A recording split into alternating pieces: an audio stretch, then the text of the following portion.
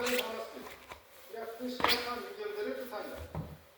YTN 이상욱입니다. 이란 지도부를 겨냥한 이스라엘의 정밀 타격을 가능하게 한 배경은 인공지능을 활용한 첨단 정보 분석 시스템인 걸로 전해졌습니다. 워싱턴 포스트는 이스라엘이 수십 년간 축적한 정보망에 AI 기술을 결합해 이란 고위 인사들의 위치와 이동 경로를 실시간에 가깝게 추론하는 체계를 구축했다고 보도했습니다. 이스라엘은 다양한 경로로 이란과 관련한 방대한 정보를 수집해왔습니다. 미국과 이스라엘의 이란 공습으로 시작된 이번 전쟁에서는 이란을 밖에서 돕는 무장 세력들도 등장합니다. 저항의 축에 포함되는 이들이 왜 이란을 돕게 됐고 또 서로 어떤 차이가 있는지 김승환 기자가 정리했습니다. 이란은 이슬람교 시아파의 대표적인 국가로 꼽힙니다. 시아파는 예언자 무함마드 사후, 지도자가 무함마드의 사위 알리와 그 후손에게 이어져야 한다고 보는 이슬람교의 분파입니다. 이란은 레바논의 무장 세력 헤즈볼라, 예멘의 후티 반군, 이라크의 친이란 민병대 등의 자금과 무기를 지원해왔습니다. 헤즈볼라와 이라크 민병대는 이란과 같은 시아파의 기반을 두고 있고, 후티 반군 역시 시아파의 한 갈래인 자이디파의 뿌리를 두고 있습니다. ندعو كل بلدان العالم الاسلامي الى التعاون صفا واحد لوضع حد للعربده الصهيونيه والطغيان الامريكي الرامي الى تنفيذ المخطط الصهيوني الذي يستهدف هذه الامه كلها.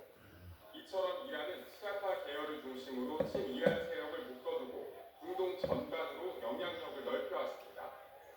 중동에서 미국이 완전 철수했다. 이거 뭐 걸프 국가가 아니라 중동에서 완전 철수하는 거예요. 이게 그러면 지금까지 이란이 1979년 이란 이슬람 혁명 이후 대중동 정책의 핵심이에요.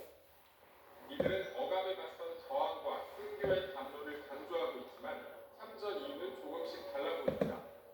아랍어로 신의 정당이란 뜻의 레바논 무장 세력 헤즈볼라는 이란이 흔들릴 경우 자신들의 군사 정치적 기반도 함께 약해질 수 있어서 이란 방어가 곧 자기 생존으로 이어지는 구조입니다.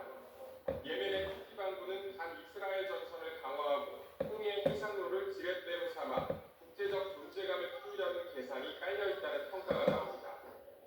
헤즈볼라는 이란의 있던 이슬람 혁명 그것을 이제 자기네들도 한번 하고 싶다라고 하는 그런 의지가 강한 형제와 같은 그룹이라고 한다면 시아파 소중딸 연대가 만들어지고 나서 우리가 이 세력과 연대하면 자기네들의 이익을 극대화할 수 있겠구나 하고 이라크의 친이란 민병대도 미군과 충돌을 통해 반미 전선을 유지하고 자국 내 정치 군사적 영향력을 키우려는 성격이 강합니다.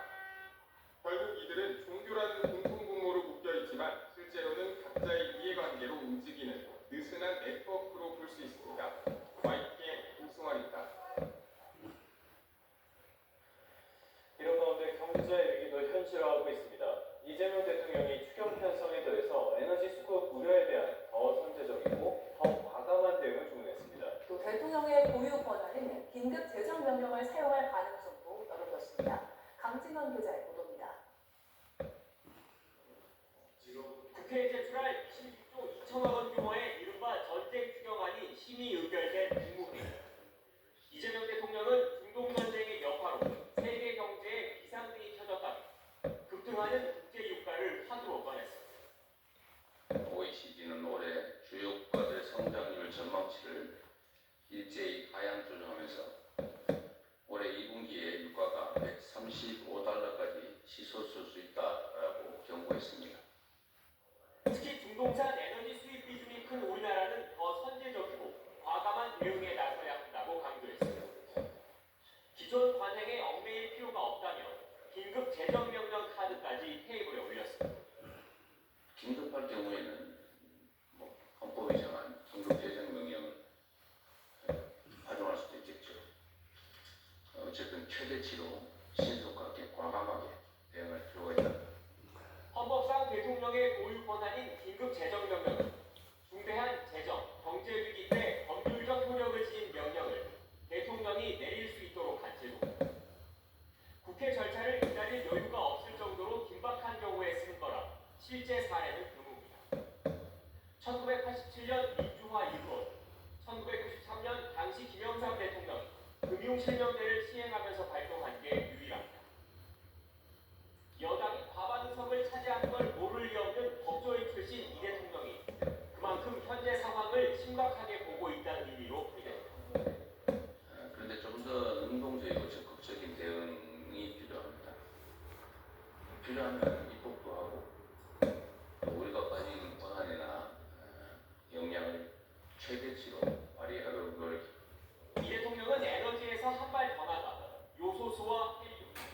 긴급 핵심 원자재로 전시 물자에 준하는 수준으로 엄격히 관리하라고 지시했습니다. 종량제 봉투 수급 부족 우려에 대해선 국가 전체적으로 재고가 충분한데도 특정 지자체의 준비 부족이 과장되고 있다는 취지로 꼬집었습니다.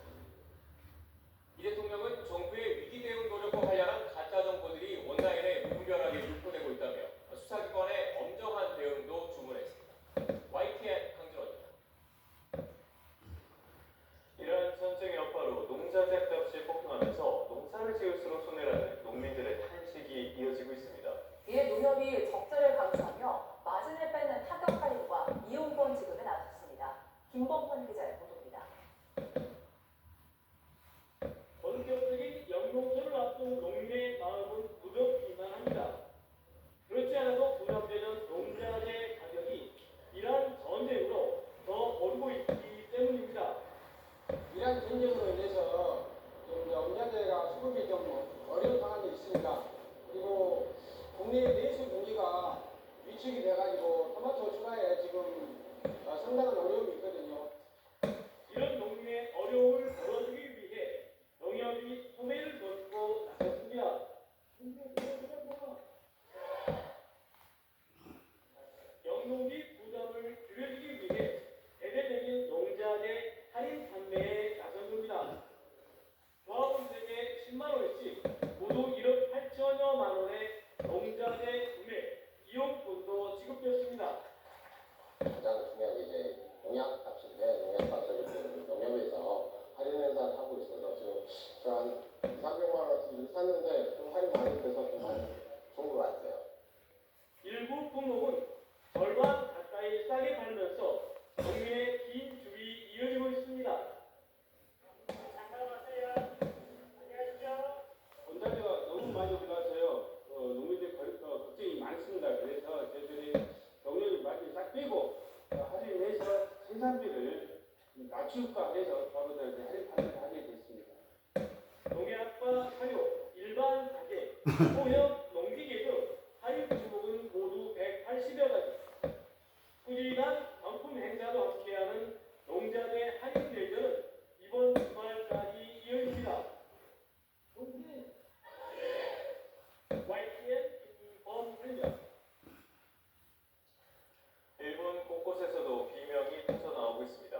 목욕탕주인은 가스비 부담에 문 닫을 걱정까지 하고 있고요. 또 의료용 고무장갑은 2배 넘게 폭등하면서 시민 불안이 커지고 있습니다. 도쿄에서 이승배 특파원이 보도합니다. 70년 넘게 자리를 지켜온 도쿄의 대중 목욕탕입니다. 목욕비가 590엔, 우리 돈 5,300원 정도라 인기가 많지만 사장은 더 버틸 수 있을까를 걱정하고 있습니다. 가스비 때문입니다.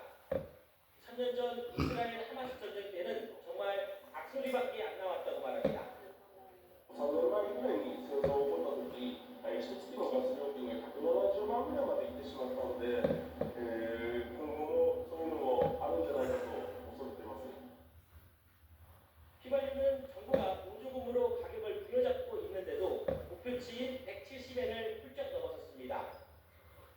여기에 일본 전력회사들은 이번 달부터 일제히 전기요금을 올릴 예정입니다. 한 달 전에 비해 원유가 약 2배, LNG는 1.8배, 석탄은 1.2배가 올랐기 때문입니다. 호르무즈 공세가 더 길어지면 연료 가격이 급등하면서 6월쯤엔 전기요금이 더 오를 가능성이 크다고 현지 언론은 밝혔습니다. 보조금이 없는 나프타는 더 심각합니다. 원래 100개 한 세트에 450엔 했던 의료용 고무장갑은 1000엔으로 2배가 넘게 폭등했다는 보도가 나왔습니다. 나프타로 만드는 주사기까지 차질이 발생할 수도 있다는 불안이 커지자 다카이시 총리가 공급이 끊기는 일은 없을 거라며 직접 진화에 나섰습니다. 야당은 당장이라도 이란과 협상을 해야 한다고 정부를 몰아붙였습니다. 이란側と総理が個別でホルムズ海峡をしてくれと総理自身がイランに対して対話を求めるべきじゃないですか。総理どうぞ。どのタイミングでトップ会談をするか、首脳会談をするかということについては、これは一切の推移を見ながら国益に資するようにしっかりと判断をさせていただきます。 그리고 중요 물자 확보에 힘쓰겠다고 밝혔지만 근본 이유인 원유를 확보하지 않으면 가격 불안감은 커질 수밖에 없다는 지적이 나오고 있습니다. 도쿄에서 YTN 이승구입니다. 경제 한줄 뉴스입니다. 국내 최대 항공사인 대한항공이 이란 전쟁발 대외 환경 악화에 전사적인 비상 경영 체제에 돌입합니다. 항공유 가격 급등 여파로 저가 항공사에 이어 아시아나항공도 운항 감축에 들어갑니다.